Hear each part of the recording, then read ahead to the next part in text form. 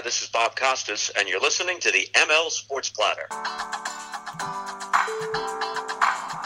The ML Sports Platter back with you all over the major platforms. Download, subscribe, and listen, and leave those 5-star reviews and feedback. All that stuff helps a great deal. We're presented by Liverpool Physical Therapy, the Vince Aguirre Consulting Group, Axe Exotic Pets, and our great friends over at Bryant and Stratton College. For every and in life, Bryant and Stratton College, they're offering up 2- and 4-year degrees routinely. Classes are always starting soon. Log on to bryantstratton.edu, and if you're in the greater Central New York area, 2 awesome locations in Liverpool and on James Street in Syracuse. Bryant and Stratton College is the official college of the ML Sports Platter. Such a pleasure to bring him on, the national NFL insider and, of course, features writer for Go Long. He's been coming on my platforms for a long time, radio, podcasts, etc. Doing just an amazing job with the Go Long platform. GoLongTD.com. Make sure that you subscribe to that and listen to the podcast with him and Jim Monis as well. I just recently had Jim on to talk all things NFL. Let's bring him in at T.Y. Dunne on Twitter, at TYDUNNE. It's Tyler Dunne. TD, welcome back. Great to be here, Mike. Thank you, man. All right.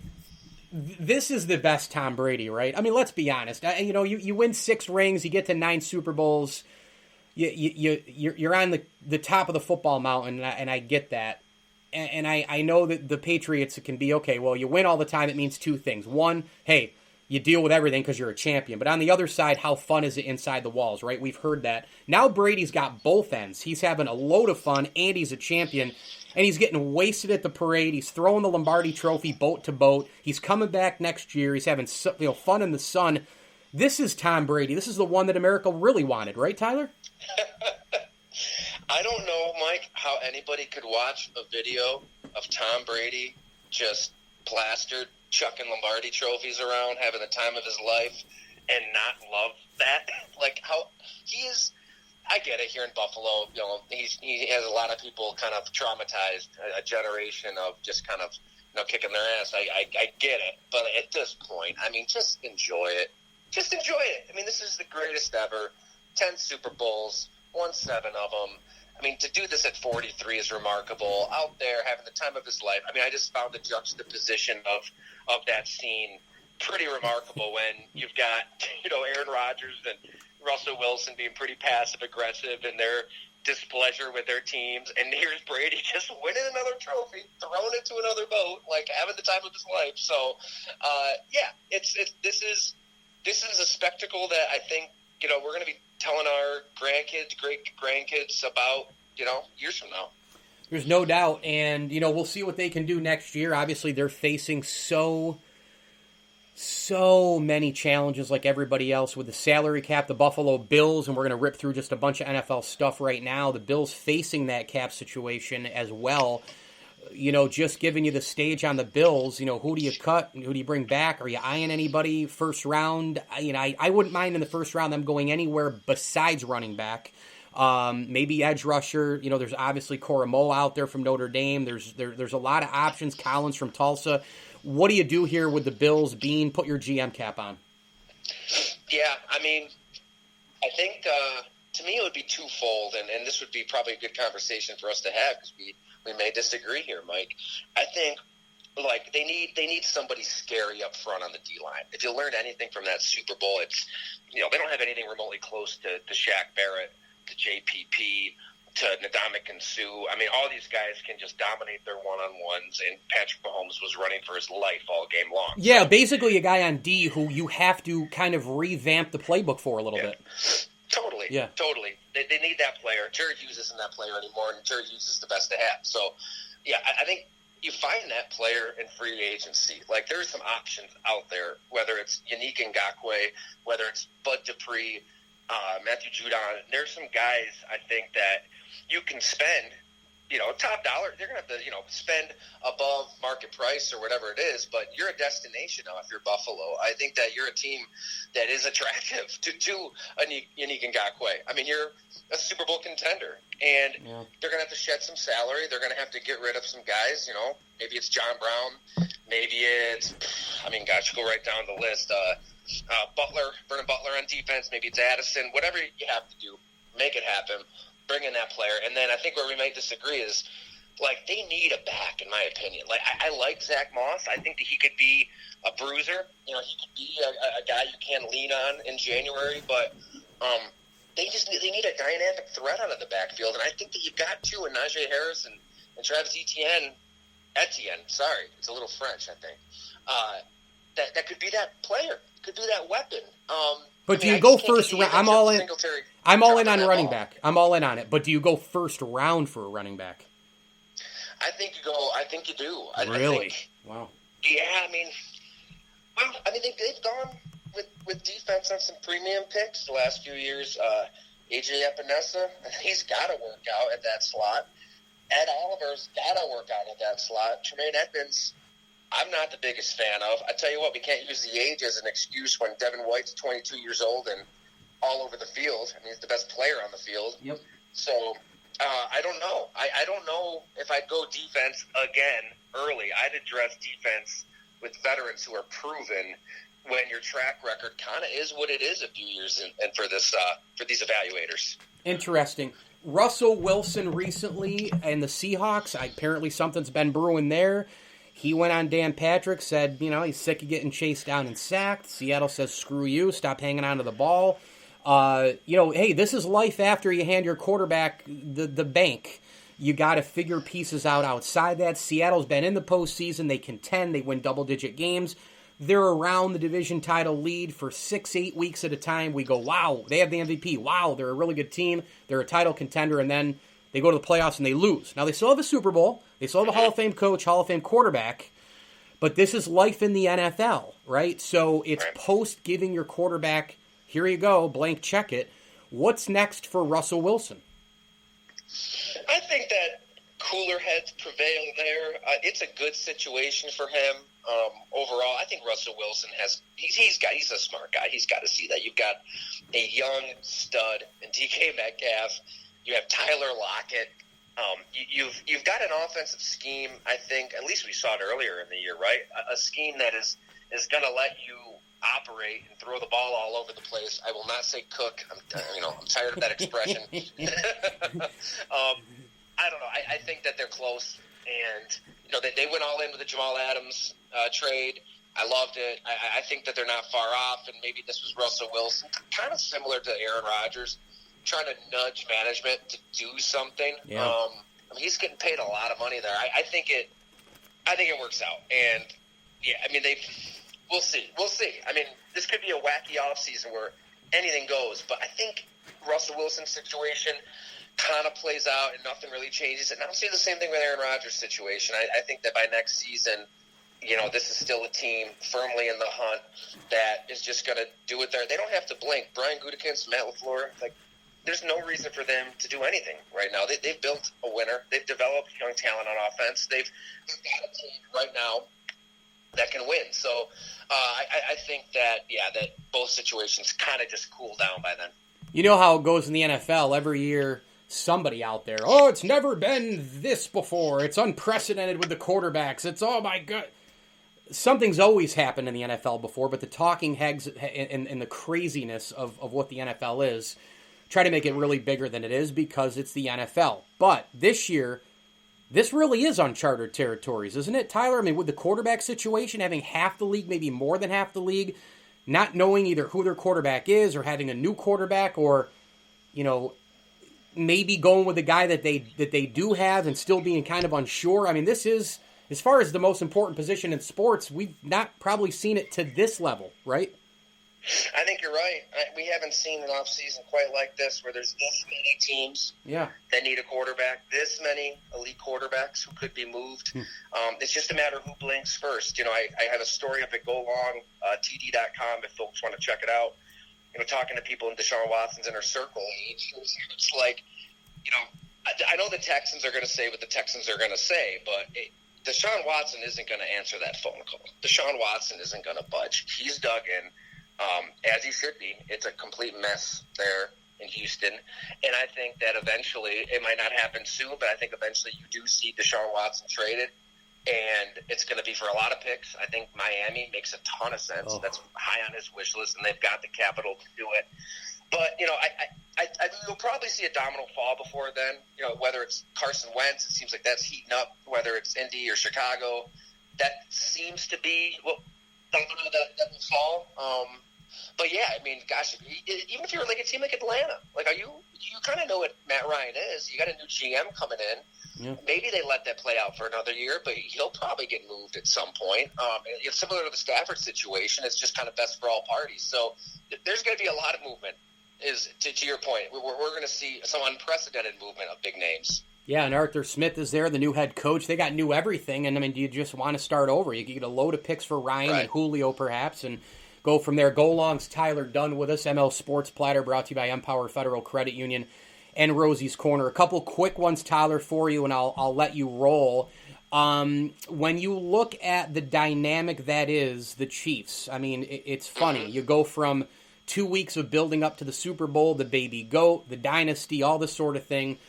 The day after, Mahomes is exposed. The dynasty's over. Andy Reid's exposed. Mahomes needs surgery. Oh, my God.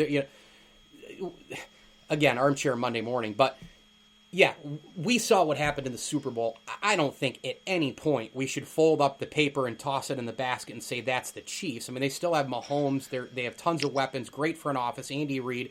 They're still building that dynasty. Going to 2 Super Bowls, winning one, losing one. You can still have a dynasty within that framework. But here's the larger question.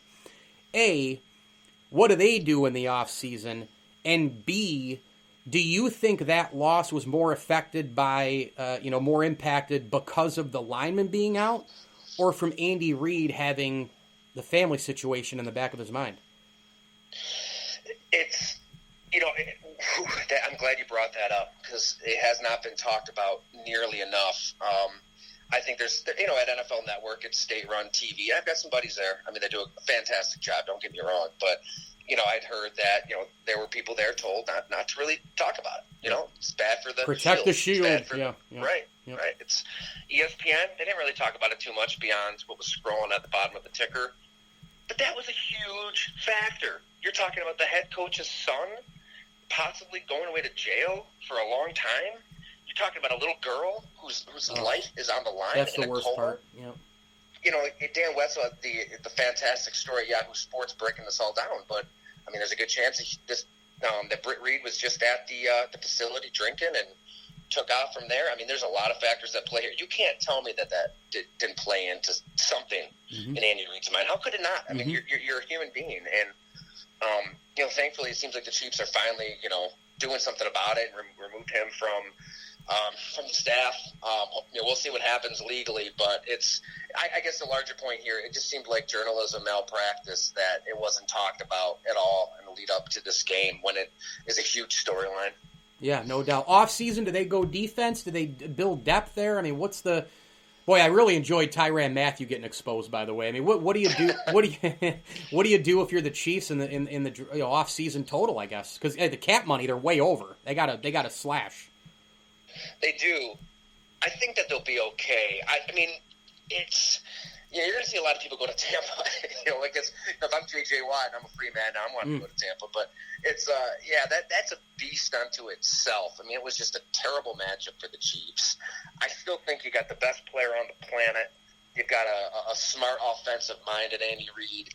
Nobody hired Eric Bieniemy, so he's back as your OC. There's going to be enough always to win it all when you've got Mahomes, Tyreek Hill, and Travis Kelce, and you've got guys like Chris Jones and Frank Clark, and say what you want about Tyrann Mathieu, he'll make a big player there on defense. So they'll be in the mix, and I think they're just kind of hopeful that they don't run into another team like Tampa Bay, and they don't have the injuries that they had on the offensive line. I mean, they were pretty decimated there, and they'll slash some salaries for sure. I mean, I would just kind of be guessing who, but I think that outside of those players that we kind of mentioned.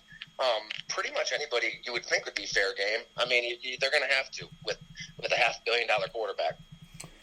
Give me and my listeners just a quick kind of snapshot of the recent things that go along. I know you did a bunch of recapping on the Super Bowl. You talked to Deshaun Watson a little bit. People can read. What have you been doing pre-Super Bowl subscription? Anything you want to highlight on the site here, Tyler? Absolutely, Mike. Sure. I think things are great. We're going to keep it rolling through the offseason. As we noted, it's going to be a wild offseason. There is no offseason. We got to rename it. We got to rename it. Yeah. It's the way I want to attack it is to constantly kind of zag where most of print media is zigging, and I don't want to just fire out tweets and nuggets and bits and pieces of coverage. We're going to have long form journalism. We're going to work our relationships and our sources throughout the NFL and try to provide a story that you can't read anywhere else. So you can sign up to the free email list and get the stories I post for free anytime at golongtd.com. Or also you can get everything if you subscribe for $7 a month, $70 a year, and that includes what I think is worth it alone. I mean, some of my subscribers have said the same. We do a Zoom happy hour every week. It's awesome. And we'll have a special guest on each week. Last week we had Tom Brady's high school wide receiver, John Kirby. He was awesome. Wow. Just a lot of old Brady stories. And Jim Monis and Doug Whaley are regular guests as well. And my God, they're going to tell stories that they never tell on the podcast. And it's kind of just a cool off-the-record type of setting that I think gives those subscribers a little bang for their buck. So would just be eternally grateful if they gave us a shot. Yeah, no doubt. And the Go Long logo is fantastic. It's like a quarterback with like an old leather football, an old leather helmet, doing his thing. It's amazing. You work in the NFL for so long. The Monday morning thing, the constant off season, the lead up to the Super Bowl now is 2 weeks. I mean, do you ever? I know how thankful you are, and I know how much you love your job, but man, once in a while, it's just like I'm exhausted. It's right. You know what though? You're right. And I'm sure it's the same case for you. I mean, it is nonstop. It's relentless, but when it doesn't feel like work. I mean, when you genuinely just love it. And talking to people and learn, it's a free education. You're constantly learning something, and everybody has a damn story to tell. It's fun, man. I love it, and to be able to kind of do it independently and be the underdog here within Substack with my newsletter Go Long. I've never been happier. I mean, it's been great. Yeah, and good, bad, or ugly, no matter what with the league, it is top dog. Period. End of discussion. And No people doubt. cannot stop getting more content. They can't stop listening and reading and all the other stuff. The NFL, it goes and it goes and it goes, and the ratings prove it day in and day out, game in and game out. Well, go check it out. Go subscribe. GoLongTD.com. Tyler Dunne, the amazing national features writer, National Football League side of things. On Twitter, a must follow, at TY Dunne. That's at TYDUNNE. Tyler Dunne, thanks so much as always. Continued success. Thank you, Mike. Appreciate you always. And with that, the ML Sports Platter is a part of the Brawl Network. Make sure you get us all over the major platforms. Download, subscribe to all of our programs, including this one. And I got to tell you, man, it's been cool to be a part of such an awesome team in the early going. Just growing every day and appreciate everybody's support. The ML Sports Platter is brought to you by Liverpool Physical Therapy. If you are new to the Central New York area, coming from out of town or you live in town, remember this. There are no doctor prescriptions necessary for the first 10 physical therapy visits in New York State. Go get your post-op done at Liverpool Physical Therapy. Could be an ACL, could be a rotator cuff, could be the everyday nicks and knacks and the pains that go with everyday life. Trust me, I know, I'm over 40 now. Liverpool Physical Therapy, terrific place to go. Pete and Mike killing it over there. No doctor prescription is necessary for the first 10 physical therapy visits in New York State. Also, a big tip of the cap, thank you to a couple of other sponsors who make this program go.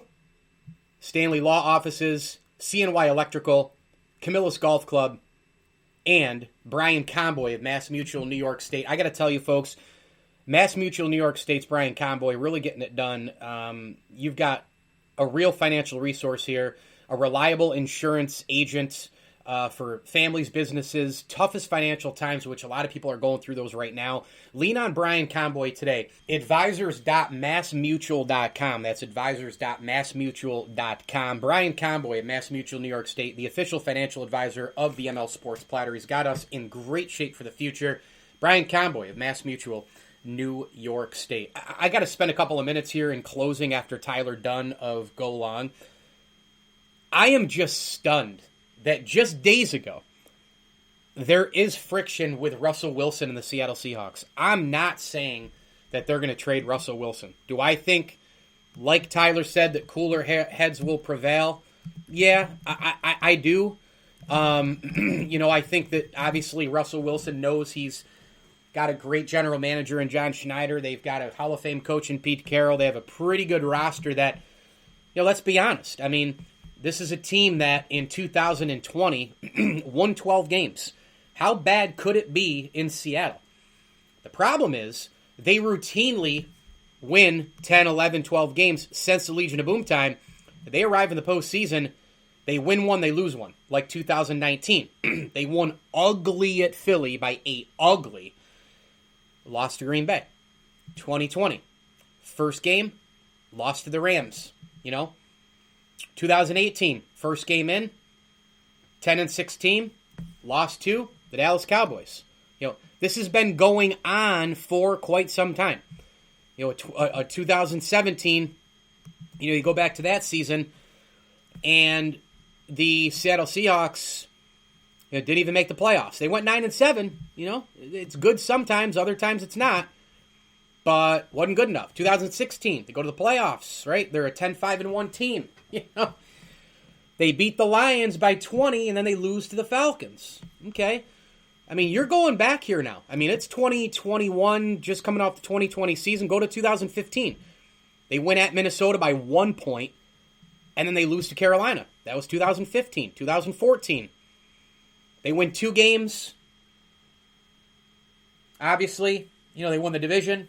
I mean, you have to go back to 2014 when they made the Super Bowl, and then obviously they didn't hand the ball to Marshawn Lynch, and the Patriots won it. That was 7 years ago. Now, if I'm a Seattle fan, am I super pissed about what's gone on the last 6 years? Guys, gals, I'm a Bills fan. I dealt with a drought, 4 straight Super Bowl losses. You guys have a championship. You've got Russell Wilson. You got one of the best venues in sports. You've got one of the best. I would say Seattle is a top 5 front office in football. Top 5 to 7, right? Like, I wouldn't be that mad if I'm a Seattle fan, right? I mean, if I'm going 12-4, I mean, this team since 2013, when they went to the Super Bowl, went 13-3, beat New Orleans, beat the 49ers, beat the Broncos 43-8, and an absolute ass-kicking in the Super Bowl. Since 2013, here's what's happened for this franchise, right? 2014, went to the Super Bowl. Yeah. Should have called a run play. I get it. It's hard to probably still swallow. Could have 2. The window of that Legion of Boom closed. Okay. You're on to a kind of a different era because that happens quickly in the NFL, right? Like, eras change so quick. Like, you have 5-year windows, maybe 7-year windows. That Legion of Boom window was like 3 to 5 years, right? The Bills are in a 5-year window right now to win 1 championship. That's why it's amazing what the Patriots have done. Like, I would say NFL windows, I would say, are no more than usually to win a championship or to have sustained success as a contender and not win a championship and or not make a Super Bowl.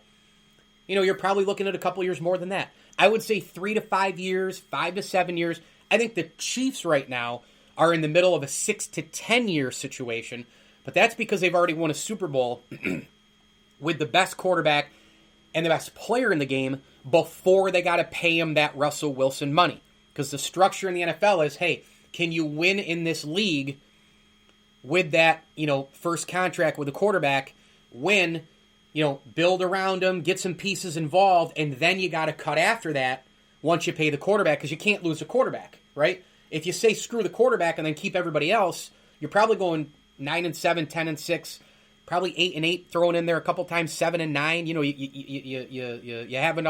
You have a catastrophic injury on defense. Maybe a receiver also goes down. You're going 6-10, and then all of a sudden you're picking draft guys, and you're literally like 1 knock away on the door from a rebuild, right? Like, that's how this league works. And so you'd rather be in the Seattle Seahawks position because you look back now and you go, okay, like, we got the championship under Wilson. We went back to the Super Bowl. We should have won the Super Bowl. We had a bad play call. It still hurts to this day, but we still made it. Our 3 to 5 year window, we went to 2 Super Bowls. We won 1. We lost 1 because of a bad coaching decision. How many franchises can say that? How many franchises can say, We had a 3 to 5 year window, and we won a Super Bowl and went to another. And oh, by the way, since 2013 winning one, 2014 going to one and losing, we have in 2015 made the playoffs, won a playoff game, won 10 regular season games, right? That was 2015. 2016, right? Won a playoff game. Again, went 10-5-1. 2017, missed the postseason. Happens every once in a while. 2018, right back, win 10 games, lose the playoffs to Dallas. 2019, win 11 games in the regular season, right? Win a playoff game, then lose to Green Bay. 2020, 12 wins in the regular season. 12. And then you lost in the playoffs to the Rams. But, you know, you were still pretty good for a 6 to 8 week stretch. I heard from most people that Russell Wilson was the best player in football, that he was the MVP, that the Seattle Seahawks were a top 5 team in power rankings week in, week out. In fact, on this very show, I was one of those people who for a long time said the Seahawks are a legit NFC championship contender, Super Bowl contender. And then some of the wheels fell off, but they won 12 games and won the division. And then you make the playoffs and everything is out the window. You start over again. You know, I had them really, really doing some great things. I mean, they finished. I mean, my God, they started 5-0. You know, then they were 5-1, 6-1. You're like, okay, you know, and then they lose back to back. The Buffalo, I think Buffalo exposed them a little bit. And then the Rams beat them. Then they win 2 in a row. Then they lose to the Giants. And you're like, well, and then they won the last 4 games of the year, including the Rams, the team that beat them in the postseason. But if I'm a Seattle Seahawks fan, and I'm like, dude, the last 10 years, you know, or since we won a Super Bowl, we've still been pretty good. We're in position to win the division. We have Russell Wilson. We have a really, really, really great front office. We have an awesome stadium. We had a 3 to 5 year window, and we won a Super Bowl and went to another one. If I'm a fan of that team, and my team is still really, really good, and I go into a season where I'm probably behind the Bucs next year, I'm behind the Packers. You know, if the Saints can get a franchise quarterback post Drew Brees, assuming he retires at this recording's timing, like if the Seahawks are 4th or 5th going in, they could still go 9-7, 10-6, and make the playoffs. But I have Russell Wilson, so I'm going to win a couple games because I got the QB, and we paid the QB because we had to pay the QB after we won a Super Bowl before we paid the QB with one of the great defenses in league history. If I'm in this timeline as a fan, I am absolutely thrilled. Thrilled. So Seattle, to me, has done things pretty well. Seattle, to me, has become a trademark franchise in the NFL. Seattle, to me, should hold the phones, let cooler heads prevail, and, you know, go from there. You know, relax a little bit. You know, Russell Wilson, you ain't going anywhere. You're our guy. We want you here as a career Seahawk. You know? I mean, seriously, this guy was picked in the draft in 2012, right? Round 3, pick 75. He was passed by so many teams. You know, first year 2012 in the league, you know, he's picked in that draft. Seattle goes 11-5 right away. Right away, they're a playoff team. Right away, they win a playoff game. And then the year after, they go to the Super Bowl, and they've had all this success under the Russell Wilson era, 2012, 13, 14, 15, 16, 17, 18, 19, 20, 9 years. 9 years of 2 Super Bowl appearances, 1 Super Bowl win, and by my count, I just looked at all the seasons. They've gone to the playoffs every single year but one, and they've won multiple playoff games, and they've knocked on the door, won division titles, and been a contender for the majority of weeks in the regular season. Leading into the postseason, they've hosted home playoff games. They've won on the road. I don't know, man. If I'm looking at a franchise, I'm looking at trademark franchises the last 10 years, and again, I'm going 9 because of Russell Wilson, but you go 10 usually, you round it up. Like, I don't know. Seattle's pretty good. Seattle looking pretty good. Pretty darn good. ML Sports Platter brought to you by Bryant and Stratton College, Welch and Company Jewelers, and our good friends at Rosie's Corner. Pizza, pasta, hot and cold subs, and more. Get on down to Rosie's in and around Central New York. And hey, by the way, if you live outside the area, anywhere in the United States, but you have relatives who live in Central New York, go ahead and shop and get gift cards for them. Rosie'sCorner.com, a proud ML Sports Platter sponsor. Tip of the cap, thank you as well to the support from the Swan and Whitaker families. I'm Mike Lindsley. Thanks for listening to the ML Sports Platter on the Brawl Network. Hit me on Twitter at Mike L Sports and all the Brawl Network platforms on social media. As I always tell you, enjoy the games.